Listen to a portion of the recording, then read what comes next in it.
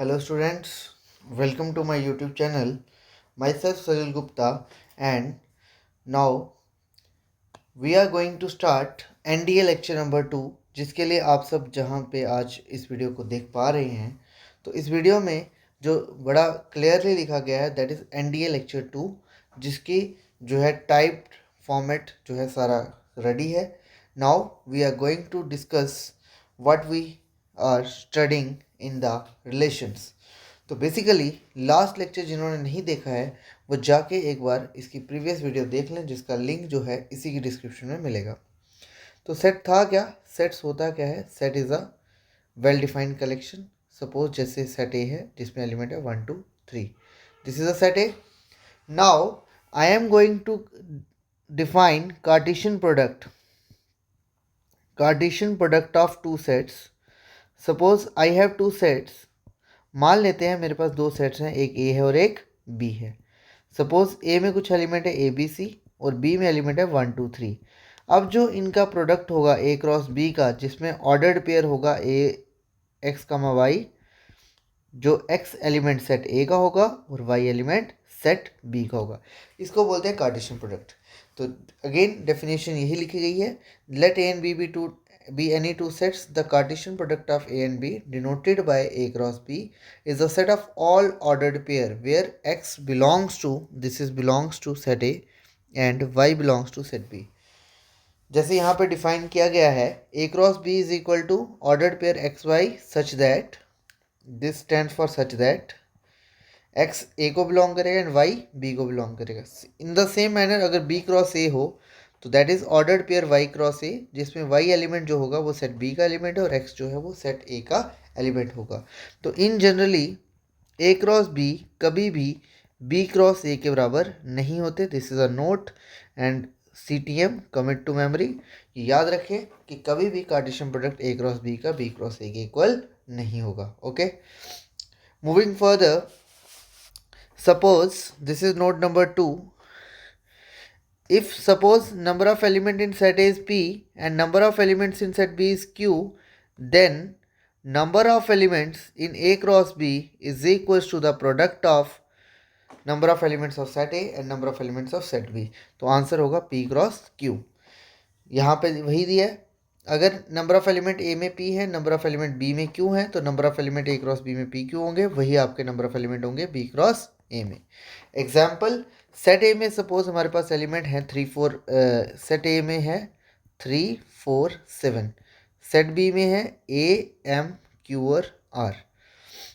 तो मैं इसको थोड़ा सा आपको दिखा देता हूँ कि करते कैसे. ए क्रॉस बी में क्या आएगा. आप सबसे पहले 3 के साथ 3A 3M 3Q 3R. Next 4A 4M 4Q 4R. Similarly 7A 7M 7Q and 7R. This is A cross B. यही लिखा गया है. 3 comma A 3 comma M 3 comma Q 3 comma R. 4 comma A 4 comma M 4 comma Q 4 comma R 7 comma A 7 cross 7 comma M 7 comma Q 7 comma R. Similarly अगर B cross A होगा तो इसमें element क्या आएंगे. A comma 3 A comma 4 A comma 7 M comma 3 M comma 4 M comma 7 Q3 Q comma 4 Q comma 7 R comma 3 R comma 4 R comma 7. अब आप check कर सकते हैं A comma 3 is not equal to ordered pair 3 comma A. तो यही note में लिखवाया गया था. अगर A क्रॉस B जो है कभी भी B क्रॉस A के इक्वल नहीं होगा. Now I am going to define relations. Relation होता क्या है. तो relation is basically, colour change कर लेते हैं. Relation between two sets A and B is any subset of A cross B. ज़रूरी नहीं है कि सारा ही हो, इसका कोई एक सबसेट जो है किन्हीं दो सेट्स के बीच का अगर एक सबसेट लिया जाए ए क्रॉस बी का तो वो एक रिलेशन होगा. Basically R is a relation from A to B. If R is subset of A cross B and अगर ए बी के बराबर है तो हम बोलेंगे R is a relation in set A, that is R is a subset of A cross A. Thus, R subset of A cross B and R is equal to what? Ordered pair AB, जिसमें A और B element किसके होंगे? Set A cross B के, और जिसमें जो A है वो होगा related to A is related to B. यानी कि ऑर्डर्ड पेयर में जो दो एलिमेंट हैं, फर्स्ट एलिमेंट डोमेन का होगा, सेकेंड एलिमेंट उसके सेकेंड सेट का रहेगा. ए क्रॉस बी में अगर मैं बात करूँ तो पहला ए जो है ए का है और बी भी ए का ही है. अगर ए क्रॉस बी की मैं बात करूँ तो फर्स्ट एलिमेंट सेट ए का होगा और second element, second order pair जो है वो सेट बी का होगा. तो then we can say that A is related to B. Read भी इसी तरह किया जाता है. ए समथिंग कुछ बुक्स में ऐसे लिखा जाता है A comma B belongs to R और A R B. A R B mean A is related to B, यही लिखा गया है. The set of all the first element of ordered pair in a relation R from set A to set B is called domain. इसको बोला जाता है domain. The set of all second element in a relation R from a set A to set B is called the range of relation R. तो range भी is what? R equal to A such that ordered pair AB जिसमें किसको belong करेंगे? R को, for some A belongs to A.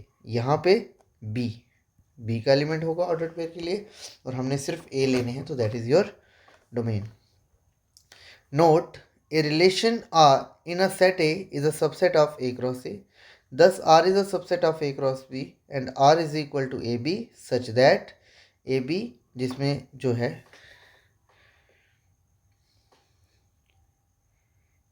A element set A का होगा और B element set B का होगा.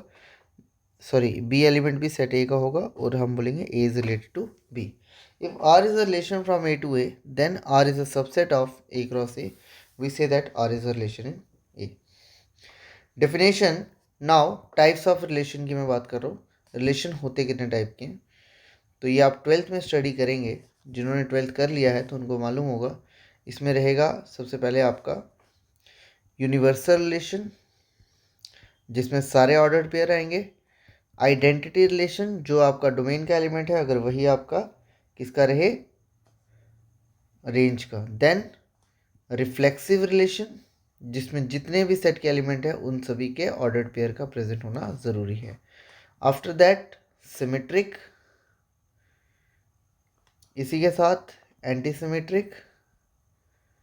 उसके बाद हम पढ़ेंगे ट्रांजिटिव रिलेशन. और जब कभी भी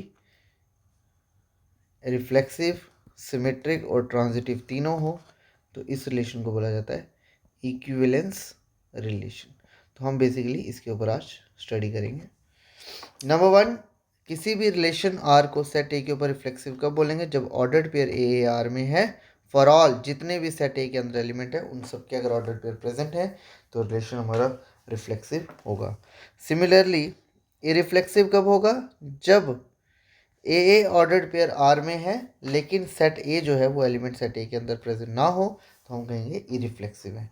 सिमिलरली सिमेट्रिक कब होगा? अगर ए बी आर के अंदर है और बी ए भी आर के अंदर आ जाए तो रिलेशन इज सिमेट्रिक. अदरवाइज ये नेक्स्ट पॉइंट है. एंटी सिमेट्रिक कब होगा? ऑर्डर्ड पेयर ए बी भी आर में है, ऑर्डर्ड पेयर बी ए भी आर में है. अगर ये दोनों ऑर्डर्ड पेयर, सिमेट्रिक में क्या था, एक पेयर दिया होगा उसका अपोजिट आ जाए तो सिमेट्रिक. एंटी सिमेट्रिक क्या कहता है? अगर ए बी आर में ऑर्डर्ड पेयर है और B A ordered pair R में अगेन दोनों दिए हैं तो अगर ए बी के इक्वल हो गया तो हम बोलेंगे रिलेशन हमारा सिमेट्रिक है. सिमिलरली ट्रांजिटिव, अगर ordered pair A B R में है, बी सी भी आर में है और अगर ए सी इसका फर्स्ट एलिमेंट इसका सेकेंड एलिमेंट ए सी अगर आर में आ गया for all A B C belongs to A तो हम बोलेंगे सेट हमारा क्या है? ट्रांजिटिव.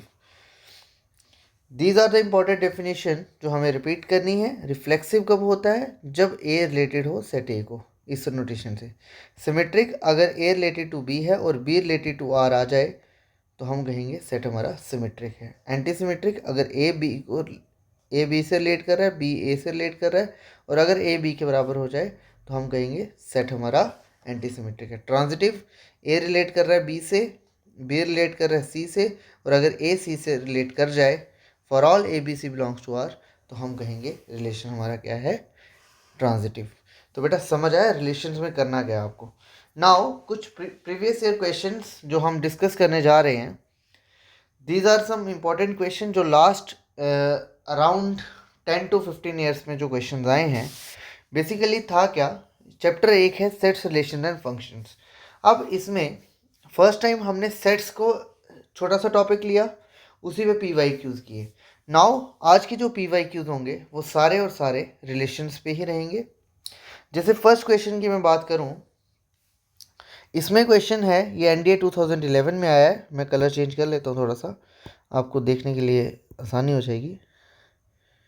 या एक मिनट, कलर से आई थिंक यहाँ से चेंज भी होते हैं कहीं से।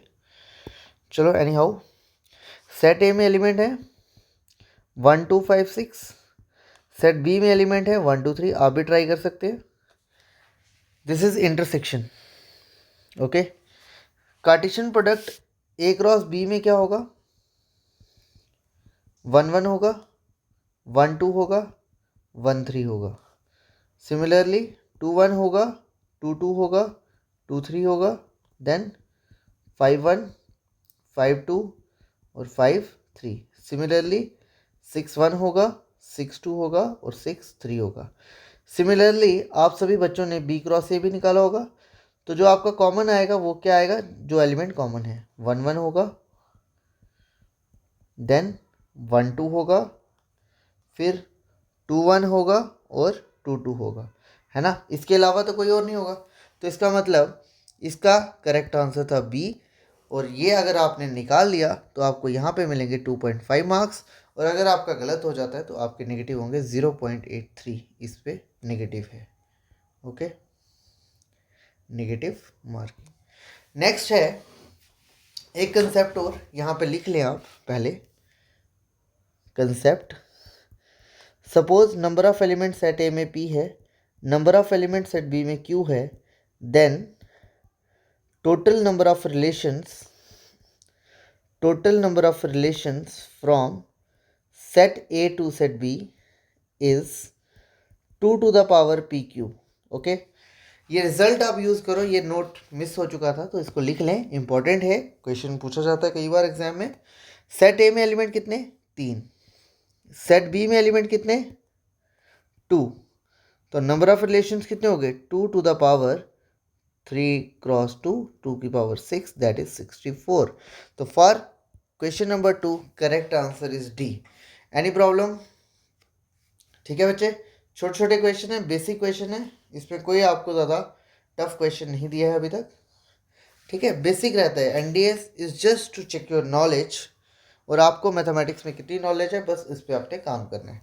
नेक्स्ट क्वेश्चन है, सेट ए दे दिया है 1 2 3, रिलेशन डिफाइन हो रहा है, ये 2010 की सेकंड जो सितंबर वाली शिफ्ट है इसका क्वेश्चन है ये।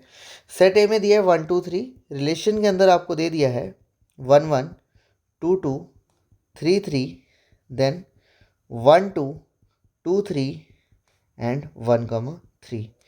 कहता है ये क्या होगा, सबसे पहले सेट के अंदर 3 एलिमेंट है, तीनों के ऑर्डर पेयर 1 1 2 2 3 3 है, तो रिफ्लेक्सिव होगा।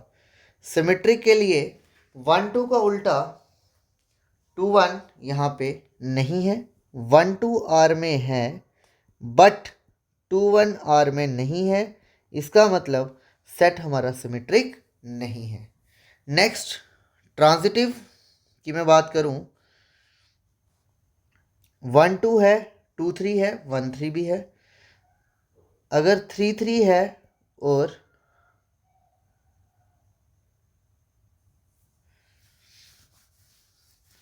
1 3 है और 3 3 है तो ऑर्डर्ड पेयर 1 3 ही होगा, ये भी आपका सेट के अंदर प्रेजेंट है। तो इसका मतलब ये रिलेशन, अगर मैं बात करूं 2 2 और 2 3 की, तो 2 3 होना चाहिए, वो है। 1 1 1 2 की मैं बात करूं तो 1 2 होना चाहिए, वो भी है। 1 1 1 3 की बात करें 1 3 है, ये भी होगा। तो I think this relation is symmetric and reflexive but not reflexive and transitive but not symmetric. So for question number 3 correct answer is set A. For question number 3 correct answer is A. Note कर लीजिए जिसको इसमें problem है। ठीक है किसी को इसमें प्रॉब्लम? तो बेसिक सा क्वेश्चन है, देख लीजिए। अगर किसी को इसमें दिक्कत है तो वी विल डिस्कस। है किसी को इसमें प्रॉब्लम क्वेश्चन नंबर 13 में?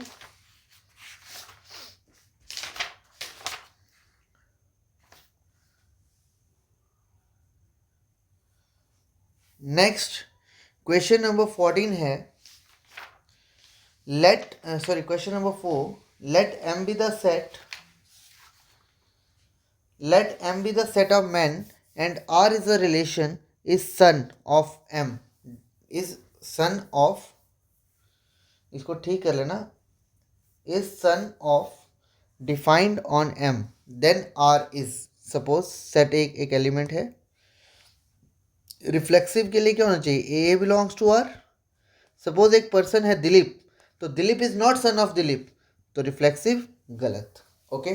सिमेट्रिक के लिए अगर दिलीप जो है रोहन का Dilip is son of Rohan and तो इसका मतलब ये नहीं है कि रोहन जो है दिलीप का सन हो, तो ये भी क्या हो गया? गलत। सिमिलरली ट्रांजिटिव के लिए मान लेते हैं Ramesh is the son of Suresh and Suresh is the son of Aman, तो रमेश कभी भी अमन का सन नहीं होगा। तो this relation is neither reflexive nor symmetric nor transitive. तो for question number 4 correct answer is D. Basic question था। नेक्स्ट 2009 में क्वेश्चन आया था, सेम वही क्वेश्चन है, ABC रिलेशन आर AA, यहाँ से ब्रैकेट आएगा, ठीक है, AA AB देन ये आई थिंक आपका BC होगा, AB BC BB CC and CA is a binary relation on R, binary mean double, set A ही है। तो which one of the following is correct? AA है, BB है, CC है, तो reflexive होगा। AB है बट AB के corresponding BA नहीं है, तो इसका मतलब सिमेट्रिक नहीं होगा। रिफ्लेक्सिव है बट सिमेट्रिक नहीं है। अब आपको चेक करना है R is reflective symmetric transitive, तो नहीं होगा। सिमेट्रिक ये भी नहीं होगा, बचा B और C। ट्रांजिटिविटी चेक कर सकते हैं आप, AB है, BC है, AC होना चाहिए, AC नहीं है, तो दिस इज ट्रांजिटिव भी नहीं है, तो करेक्ट आंसर था इसका C। क्वेश्चन नंबर 5 में किसी को प्रॉब्लम? बड़ा बेसिक सा क्वेश्चन है, देख लीजिए, अगर किसी को प्रॉब्लम है तो बताएं। This is a very similar question जो एग्जाम में पूछा गया है।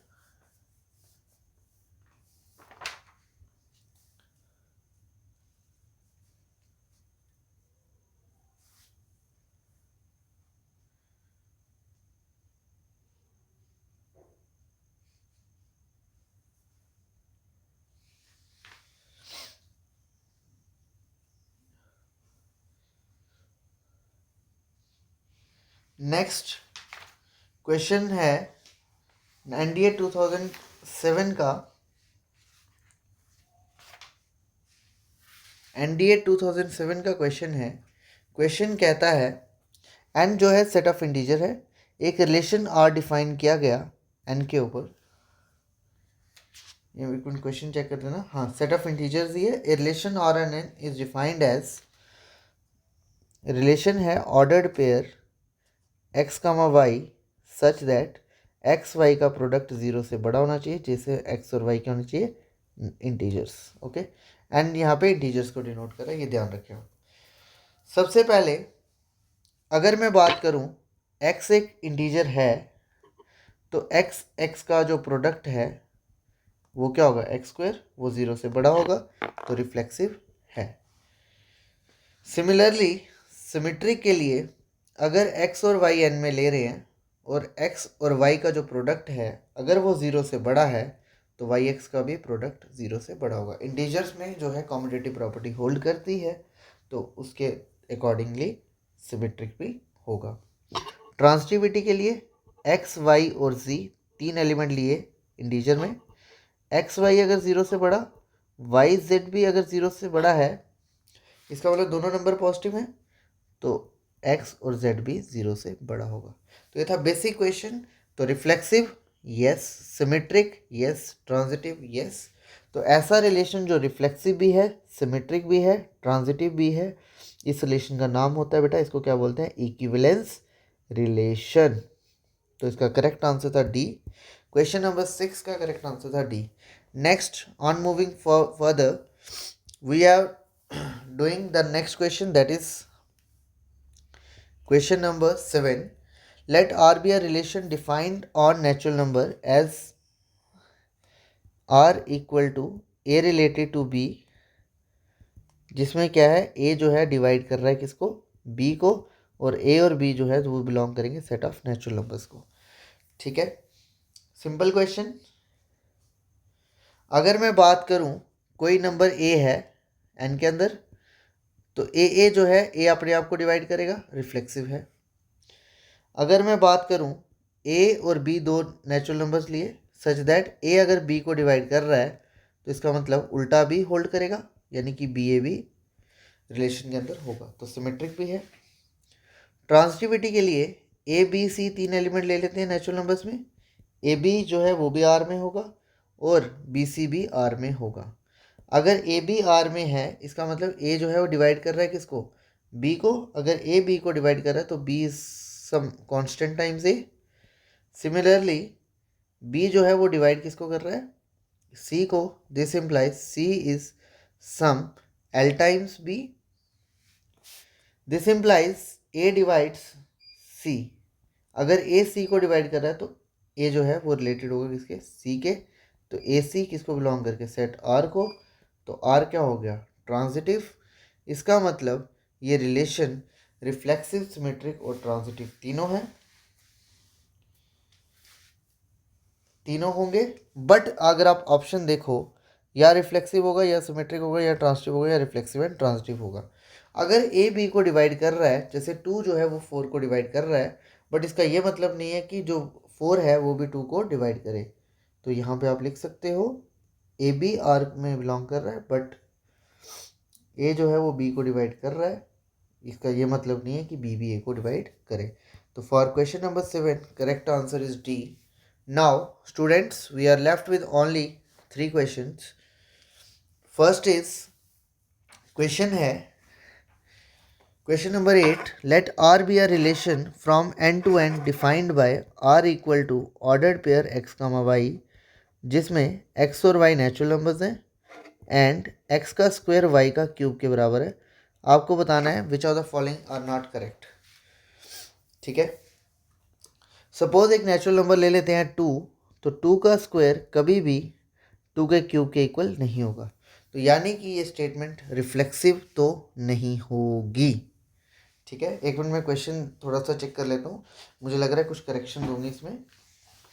2022 की फर्स्ट सेट का क्वेश्चन है, ये सेकेंड सेट का क्वेश्चन आए थे।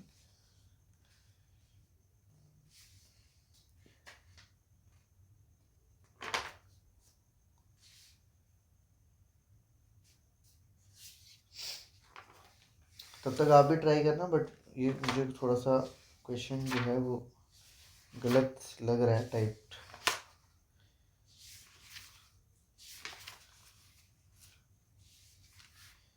NTA 2022 का ही है ये क्वेश्चन, तो ऑप्शंस के हिसाब से क्वेश्चन है ये। सिलेक्ट द ऑप्शन, हाँ यस, इसमें है X Y belongs to N for all X belongs to N. तो कभी भी 2 का स्क्वायर 2 के क्यूब के बराबर नहीं होगा, तो स्टेटमेंट 1 क्या होगी, फॉल्स। सेकेंड स्टेटमेंट है अगर एक्स वाई आर में है तो दिस इम्प्लाइज वाई एक्स भी आर में होना चाहिए। इसके लिए काउंटर ले लो 8 एंड 4। सपोज x ले लेते हैं 8, y ले लेते हैं 4। 8 का स्क्वायर 64, 4 का क्यूब भी 64, बट ये कभी भी 4 का स्क्वायर जो है वो 8 के क्यूब के बराबर नहीं होगा। तो स्टेटमेंट 2 भी क्या है, गलत। स्टेटमेंट 3 कहती है अगर एक्स वाई आर में है और वाई जेड भी आर में है तो क्या एक्स जेड आर में होगा। आप चेक कर सकते हो, एक्स स्क्वायर किसके बराबर, वाई क्यूब के। वाई क्यूब किसके बराबर होगा, सॉरी वाई स्क्वायर किसके बराबर होगा, जेड क्यूब के। अगर मैं यहाँ से मैं बात करूँ तो y मेरा किसके बराबर हो गया, x की पावर 2/3। तो x की पावर 2/3 का square is equal to z का क्यूब। तो x होगा 4/3, that is can never be equal to z का क्यूब। तो करेक्ट थर्ड भी गलत है। Select the correct answer using the code. उसने पूछा था कि कौन सा करेक्ट नहीं है, ये देख लेना। उसने बोला है करेक्ट नहीं है, तो तीनों ही गलत हैं, तो इसका करेक्ट आंसर था 1, 2 एंड 3। ओके, नेक्स्ट क्वेश्चन, इसको ध्यान से देखना। Consider the following statement in respect of the relation R in the set N of natural numbers defined by, इसको भी चेक कर लेना। आई थिंक एक्स स्क्वायर है यहाँ पे, स्क्वायर मिसिंग है, एक्स स्क्वायर आएगा यहाँ पे।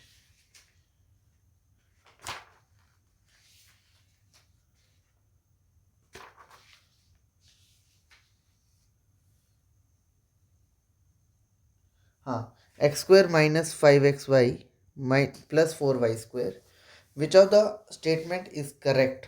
Number 1, R is reflexive, second R is symmetric and third R is transitive. Okay, first के लिए सपोज एक x ले लेते हैं, किसके अंदर, नेचुरल नंबर के अंदर। तो x square minus 5x into x plus 4x का स्क्वायर, तो 5x square minus 5x square equal to 0, तो रिफ्लेक्सिव तो होगा। ओके, सिमेट्रिक की मैं बात करूं, x square minus 5xy plus 4y square can never be equal to y square minus 5xy plus 5x का स्क्वायर। तो स्टेटमेंट 2 क्या होगी, गलत। 1, 2, 3 हो नहीं सकता, सेकंड है नहीं, तो आप यहाँ से बड़े इजीली चेक कर सकते हो कि इसका आंसर होगा सिर्फ ओनली 1। तो करेक्ट आंसर था इसका ए। नेक्स्ट चले, एक छोटा सा क्वेश्चन, लास्ट क्वेश्चन है ये आज का सेशन का। तो इसी के साथ हम सेशन को जो है क्लोज भी करेंगे आज। X comma y belongs to natural number, how many are this from this. Question है, सेट आर के अंदर रिलेशन डिफाइन किया गया है, A is related to B होना चाहिए या x is related to y. इसको ठीक कर लेना, x इज रिलेटेड टू y if and only if 2x plus 3y equal to 20. How many elements form xy are there in R?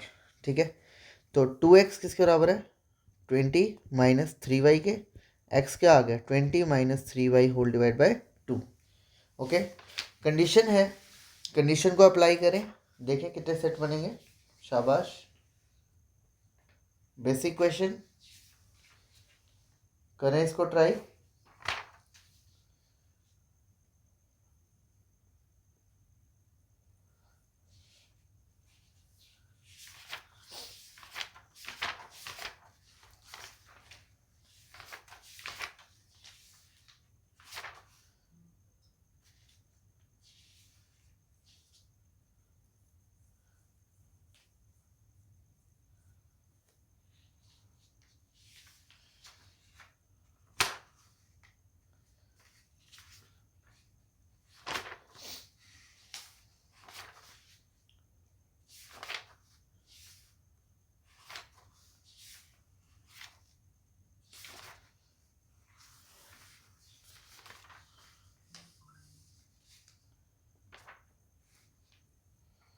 चलिए बेटा वैल्यूज डालें। अगर x को 1 पुट करेंगे, इफ x इक्वल टू 1 और I can say y equal to 6, if y equal to 6 ये क्या बनेगा, 20 माइनस 18/2, तो x आ जाएगा 1। क्योंकि नेचुरल नंबर्स की बात है तो पहला होगा x1 y6। ठीक है, सेकंड के लिए अगर मैं y को 4 पुट करूं, 4 3 12 8, तो x होगा 4, 2 हो गए। Third one is if y equal to 2, अगर y 2 है तो x होगा 7। इसके अलावा बेटा कोई और ऑर्डर पेयर नहीं बनेगा। x1 लोगे, सॉरी y1 लोगे 17/2, नेचुरल नंबर नहीं है। x2 लोगे, हाँ सॉरी y1 लोगे तो नेचुरल नंबर नहीं है। y अगर 2 लेंगे तो 14/ये, तो ये आपका होल्ड कर जाएगा। y इक्वल टू 3 लेंगे, 11/2, अगेन होल्ड नहीं करेगा। 4 पे होल्ड कर रहा है, 5 पे अगेन होल्ड नहीं करेगा, 6 पे होल्ड कर गया, 7 इज़ 21 नहीं करेगा, तो उसके आगे नहीं करेगा। तो इसके ऑर्डर्ड पेयर बनेंगे क्या क्या, 1 6 4 4 एंड 7, 2। तो ऑर्डर्ड पेयर जो इस रिलेशन को या इस इक्वेशन को सेटिस्फाई कर रहे हैं वो कितने थे, 3। तो इसका करेक्ट आंसर था बी।